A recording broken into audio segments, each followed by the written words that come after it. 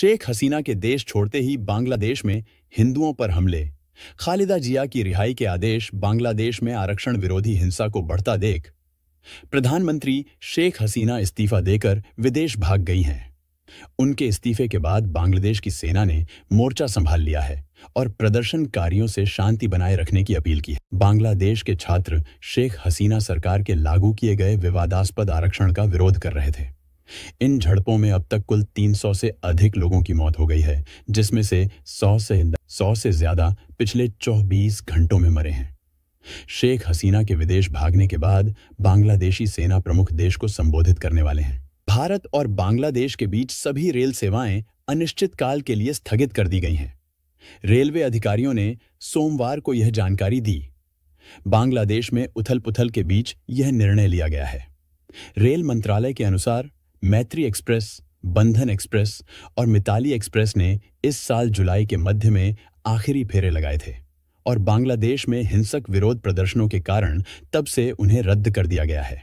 हालांकि अधिकारियों ने कहा कि बांग्लादेश में मौजूदा स्थिति के कारण रद्दीकरण को अनिश्चित काल के लिए बढ़ा दिया गया है। उन्होंने कहा कि मिताली एक्सप्रेस की सेवा भी अनिश्चित काल के लिए स्थगित कर दी गई है। उन्होंने बताया कि यात्री ट्रेन सेवाओं के अलावा सभी माल ढुलाई सेवाएं भी स्थगित कर दी गई हैं। बांग्लादेश में जारी अशांति के बीच पश्चिम बंगाल में भारत बांग्लादेश सीमा क्षेत्र को हाई अलर्ट पर रखा गया है। अधिकारियों ने यह जानकारी दी। सीमा सुरक्षा बल (BSF) के सूत्रों के अनुसार पड़ोसी देश में उथल-पुथल के मद्देनजर 4,193 किलोमीटर लंबी भारत बांग्लादेश सीमा पर सभी यूनिट को हाई अलर्ट पर रखा गया है।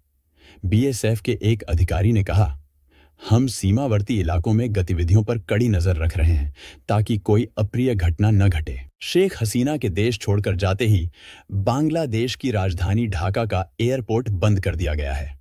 सभी उड़ानों को रद्द कर दिया गया है। इस सूचना की एयरपोर्ट के डायरेक्टर ने पुष्टि की है। उन्होंने कहा कि जब हमें सूचना मिलेगी हम आपको इसकी जानकारी दे देंगे। उन्होंने यह नहीं बताया कि कब यह उड़ानें शुरू होंगी। बांग्लादेश की PM शेख हसीना ने इस्तीफा देने के बाद तत्काल भारत से मदद मांगी। भारत सरकार ने उन्हें भारतीय हवाई क्षेत्र से गुजरने के लिए सुरक्षित रास्ता देने को मंजूरी दे दी। शेख हसीना देश को संबोधित करना चाहती थीं, लेकिन उन्हें ऐसा करने का मौका ही नहीं मिल पाया और देश छोड़कर भागना पड़ा। शेख हसीना अब भारत के रास्ते लंदन जा रही हैं। भारत के विदेश मंत्रालय ने भारतीय नागरिकों को चेतावनी दी है कि वे हिंसा और प्रदर्शन को देखते हुए बांग्लादेश की यात्रा नहीं करें। भारतीय विदेश मंत्रालय ने कहा कि बांग्लादेश के हालात को देखते हुए भारतीय नागरिकों को चेतावनी दी जाती है कि वे अगले नोटिस तक बांग्लादेश की यात्रा नहीं करें।